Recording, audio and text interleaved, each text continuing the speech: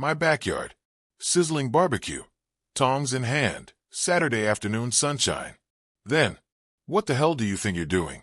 I turn around Carol from the HOA, red-faced, storming up my driveway like she owns the pavement. Behind her, Ken and Lisa flanked like goons in a mob movie. Carol points a finger at my smoker as if it personally insulted her. That thing is not approved. You're violating every damn standard this community has. I lift my sunglasses. Calm. Measured. Dangerous. Oh, you mean the fully permitted structure I got cleared by the city 2 months ago? That one. Cue silence. Then fireworks. Sycamore Ridge, home of neutral tones, passive-aggressive lawn signs, and the world's most power-hungry HOA board. A place where conformity is worshipped, and individuality gets a formal violation notice. We moved here because the school district was great. Quiet streets, decent houses, nice enough neighbors, at least on paper.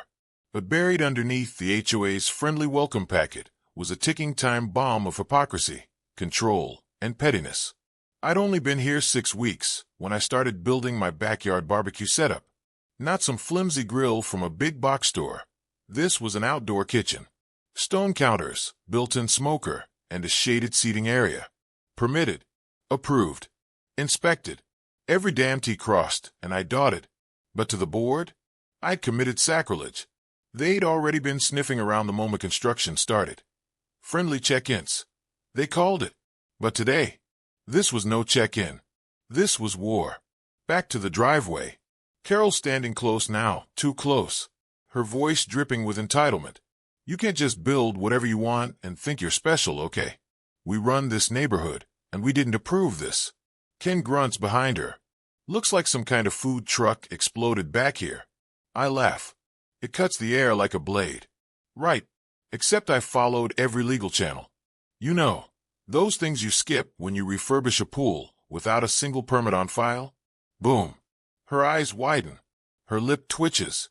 Lisa jumps in. Watch your tone, or you'll find out what kind of power we have. I take a step closer. Close enough.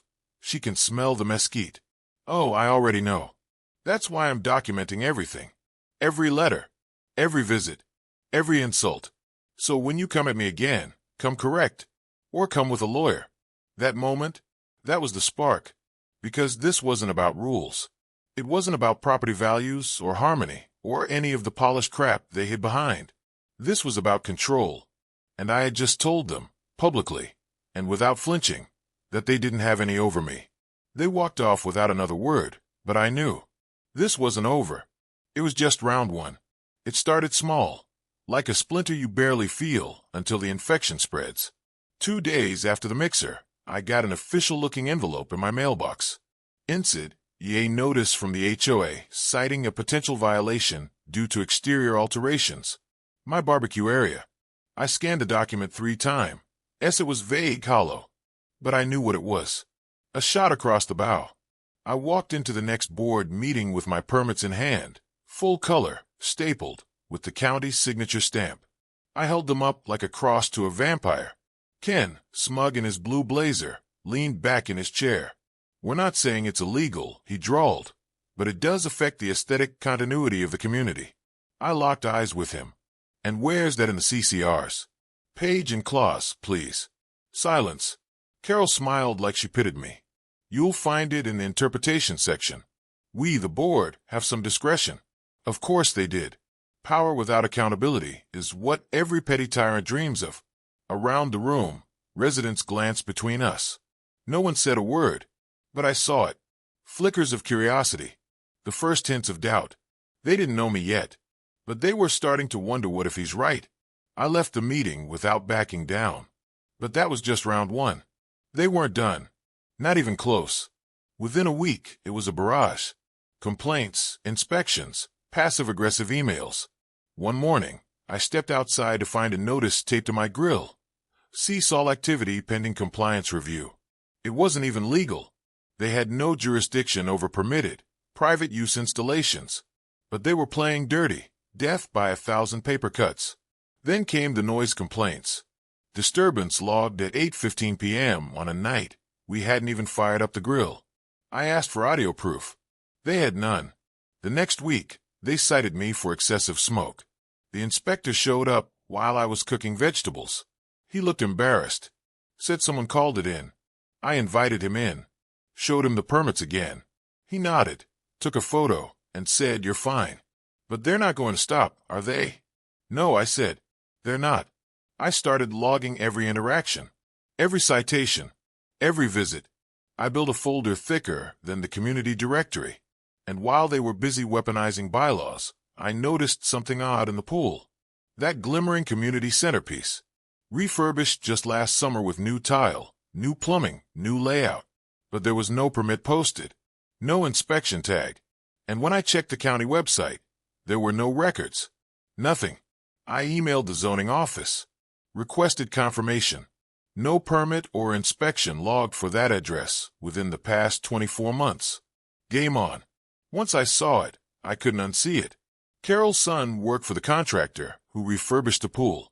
Ken signed off on HOA funds during the project.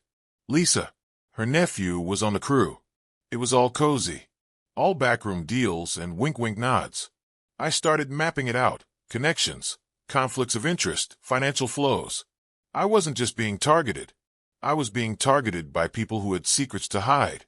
And while they screamed about aesthetics and smoke, they sat atop the biggest HOA violation in the neighborhood. So I went quiet. I didn't fight every citation. I didn't argue at the meetings. I played the part calm, resigned, learning the ropes. I let them believe they'd worn me down. But behind the scenes, I was assembling an arsenal. I filed a formal request for the HOA's financials. Carol tried to stonewall me, but legally, I had the right.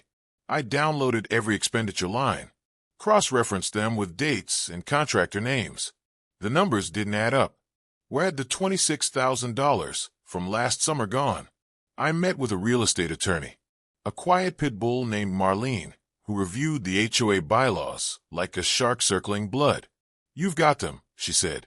"Permits, misappropriation, selective enforcement. This is bigger than your barbecue. You could blow this wide open." I nodded. "Not yet. I want them to feel safe first." Because of their confidence, that was their weakness. They thought I was just another new homeowner with a shiny grill and a chip on my shoulder. They didn't realize I was building a case, brick by legal brick. And when it was done, that pool was going to be their downfall. They upped the ante. A letter arrived via certified mail. Formal notice of violation. It accused me of non-conforming architectural enhancements and potential safety hazards. Their language was more dramatic than a court drama. But the kicker, they slapped a daily fine on me. $50. Every day. Retroactive to 2 weeks before the notice. I laughed out loud when I read it. They were desperate now, throwing everything at the wall, hoping something would stick. But I didn't tear the letter up. I scanned it, filed it. Every paper they sent me became evidence. I created folders, baseless citations, abuse of authority, pool gate. But they weren't just targeting me on paper anymore. One Saturday, I saw Ken standing across the street, not walking, not talking to anyone, just staring at my house, arms crossed. That same week, Lisa accidentally parked in front of my driveway. Twice. When I called it in, I got a friendly visit from the local PD, who apologized after seeing the photos.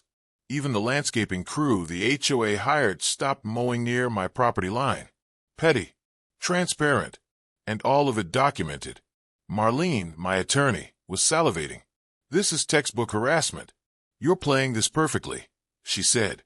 "They think they're intimidating you, but all they're doing is handing you ammunition." So I kept grilling. Smoked brisket, sizzled ribs, played jazz on my outdoor speakers. I invited neighbors. I smiled more, because the only thing that unnerved bullies more than resistance was joy. The neighborhood started to whisper. At first, they watched from a distance, windows cracked, conversations low. But then a change. Janet, the quiet widow 2 doors down, dropped by one evening. "They came after me last year," she said quietly, eyes scanning the street. I had a wind chime. Said it violated sound ordinances. It was made of bamboo. I offered her a chair. She stayed for dinner. After that, more stories surfaced. The Wilsons, who installed solar panel, were threatened with litigation. The Guyans, who added a front flower bed, were forced to remove it for non-standard flora. The board didn't manage the neighborhood. They ruled it. And like most regimes, they'd gotten sloppy. One night, during a community Q&A session, I brought it up. "Quick question," I said, casual as ever. "What's the total cost of last summer's pool renovation?" Carol blinked. It was within budget. Which was? Ken cleared his throat. "This meeting isn't for interrogations." "Oh, I'm not interrogating," I smiled. "Just wondering, since there's no permit filed with the county. Figured someone should double-check, in case there's, I don't know, liability." The room went still. Carol's face twitched. Lisa stared daggers. But across the room, I saw it nod. Slow. Subtle. Approval. Then came the email. It had no name. Just a line. "You're not the only one." I wasn't alone anymore. But the board? They were backed into a corner. And that's when they made their move. They played what they thought was a masterstroke. A cease. Delivered by courier. The HOA's attorney, some crusty-name partner from a downtown firm, claimed I was in flagrant violation of zoning standards. Said the board had unanimously voted to demand the removal of my barbecue installation within 10 days or face legal escalation. They called it a nuisance structure. I called it a final mistake. Because that vote? It wasn't unanimous. I'd already flipped Lisa's neighbor, Alan. He worked in compliance. I'd shown him everything: my documentation, my permits, their pool's illegal status. He wasn't thrilled about it, but he hated hypocrisy more than loyalty. He abstained from the vote. I had the email chain. So I did what any reasonable homeowner would do. I printed out the cease, framed it, and hung it in my outdoor kitchen. Then I called a community barbecue.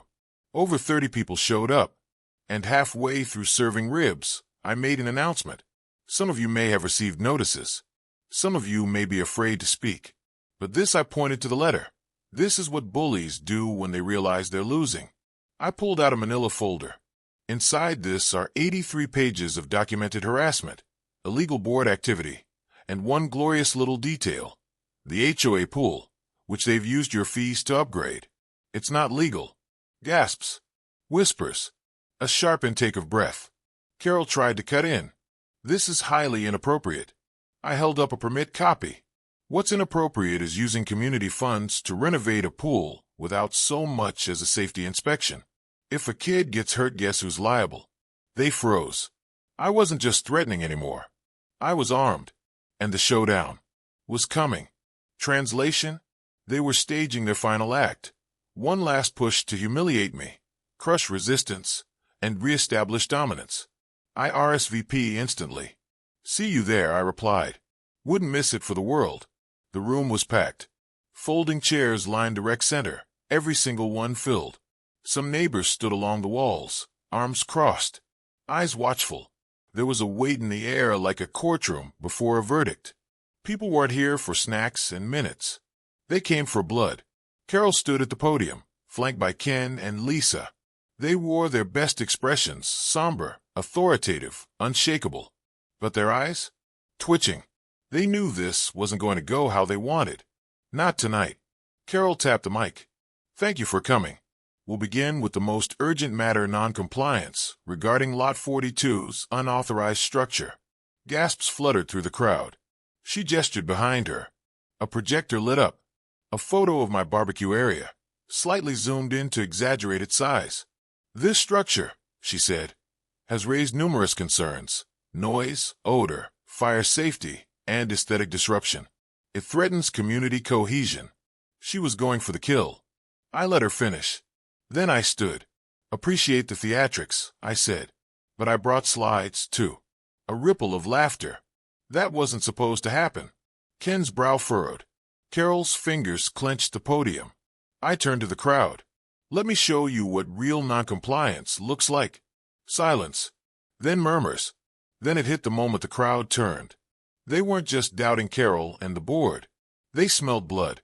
"According to our CC and RS," I continued, "these modifications are in violation of Section 5B, Paragraph 3. But they weren't cited. They were never even reviewed." I turned toward the room. "Anyone else here receive a letter for something small? A garden decoration? A car parked too long on the street?" Hands started going up. Lots of hands. Janet stood up. They fined me for having my grandkids' tricycles on the porch. The Wilsons chimed in. We had to take down our raised beds because they weren't harmonious with neighboring lots. Now the crowd was buzzing, furious, awake. Carol tried to rally. We did what was best for the community, for property values. I faced her.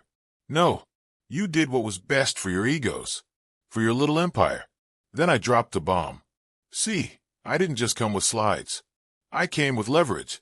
I held up another document, a formal petition to recall the board, effective immediately, if 51% of homeowners sign. Gasps. I've already got 43%. After tonight, I'm guessing the rest won't be a problem. Ken stepped forward, fuming. You're undermining the very fabric of our governance. No, I said. I'm saving it. Lisa's phone buzzed. She looked down. Her face went pale. Code enforcement, she muttered. What? Carol snapped. Lisa's voice trembled. Someone filed a complaint. About the pool. Perfect timing. And that, I said, stepping away from the mic, was my final slide. The meeting dissolved into chaos. Some neighbors stormed out. Others gathered in corners, murmuring, shaking their heads. People who hadn't spoken to me in weeks came up and whispered, You were right. We're with you. This changes everything. Carol, Ken, and Lisa retreated behind the projector screen, whispering furiously. But it was too late. The house of cards had collapsed. And now, everyone could see the table. Over the next 24 hours, the fallout was swift. Emails flew. Group chats exploded. Anonymous neighbors began sharing stories, screenshots, documents. Years of quiet suppression are now flooding into the open. By Friday, the petition had enough signatures. Carol's resignation came in that night. Personal reasons. Ken followed the next morning. Lisa tried to hold out, but once the inspection notice was taped to the pool gate, she folded too. The community held a special vote the next week. New board, new policies, mandatory financial transparency, rotating seat eligibility. But for me, it was strangely quiet. The barbecue area stayed untouched. No more letters, no more citations, just the smell of mesquite and the laughter of my kids. But victory has an aftertaste. One afternoon, Alan stopped by. You shook the tree, he said. They were counting on silence, I replied. I just turned up the volume. He nodded. That pool's getting shut down for at least a month. Multiple violations. Someone's going to have to answer for the budget gaps, too. Good, I said. Let them sweat for a change. He chuckled. What are you going to do now? I smiled. Same thing I've always done. I grabbed the tongs and flipped a steak.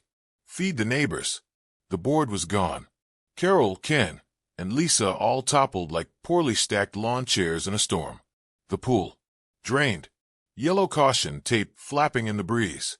County inspectors came through with clipboards and grim expressions. Violation here, violation there, one of them said, shaking his head. This thing was a lawsuit waiting to happen. The HOA's attorney, yes, the one who sent me the cease, backpedaled faster than a kid caught cheating on a test.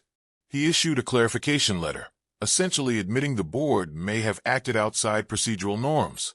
Translation, please don't sue us. But it wasn't just about revenge. It was about reclaiming something. The Clubhouse Bulletin Board now had real announcements, block parties, fundraisers, not fear-mongering updates about minor violations. And that barbecue area? Untouched. Still standing. Now legendary. Neighbors who'd once waved coldly from their driveways now brought over their best dishes. Janet brought lemon pie. The Wilsons? Fresh corn salad. Alan, the one silent board member, dropped off a bottle of 12-year scotch and said, Thank you. The new board conducted a full audit. Turns out Carol's son's company overbilled the HOA by over $9,000. They'd padded invoices, marked up materials, and bypassed the proper bidding process entirely.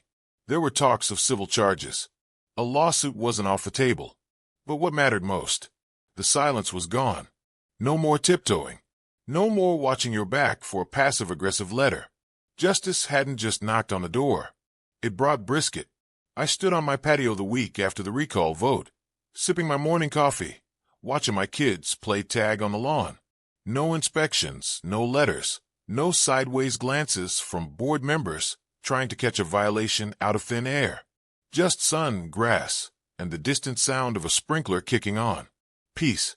But peace always means more when you've bled for it.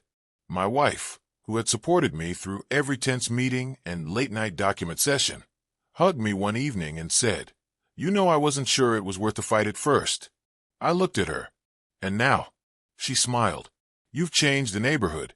And that hit me harder than any of Carol's citations ever could. I wasn't trying to be a hero. I just wanted fairness. But in doing that, I'd given others the courage to speak up. Janet now runs the community newsletter. The Wilsons lead the garden club. Alan chairs the new compliance committee. But this time, they use logic, transparency, and actual bylaws instead of vendettas. And me? I was nominated for the board. I declined. "Let someone else hold the gavel," I said. "I'll stick to the tongs." Because the lesson I learned wasn't just about power. It was about how you can become the change. You don't need a title. Just spine, patience, and a printer. My barbecue became the new town square. It wasn't about grilling anymore. It was about connection, story, proof that if you stand up, others will rise behind you. And sometimes, the revolution starts with ribs. 1 year later, Sycamore Ridge is barely recognizable. Not visually, no drastic renovations, no giant paint jobs, but in vibe, a complete transformation. It's a place where kids ride scooters without getting cited for noise, where families decorate their lawns for holidays without worrying about HOA memos, where neighbors talk about ideas, improvements, and life. Transparency became the new standard. Board meetings are live-streamed. Votes are tallied publicly. Financials are accessible with one click. Decisions are made with the community, not against it. And that's not just talk. Solar-powered lighting, a new playground, and community benches. Things everyone can enjoy. And that pool. Rebuilt from the ground up legally this time. Permits, inspections, the whole 9 yards. The same county official who cited them now gives Sycamore Ridge glowing marks. That ripple effect. It spread to neighboring HOAs. They started asking questions, changing leadership, rewriting outdated rules. I've even been invited to speak at a few community meetings. "Tell us how you did it," they ask. And I always start the same way. Well, first you need a grill and a reason. What I uncovered in this HOA war wasn't just corruption. It was how fear thrives in silence, how bullies count on apathy, and how one person, armed with facts and the will to fight, can turn the tide. I didn't burn bridge, as I smoked them, low and slow. And from the ashes, something better rose. My kids still laugh about it. "Dad, you took down the HOA with barbecue sauce." Not quite. I took them down with the truth. But the sauce helped. The story of Sycamore Ridge will outlast me. Not because I embarrassed a petty board, but because I showed what happens when you stop accepting that's just how it is. Now, it's a place people are proud to call home. And every Friday night, the scent of charcoal and wood smoke drifts through the neighborhood like a victory banner. A reminder that justice can sizzle, and that when the fire's hot enough, even the most stubborn institutions will melt.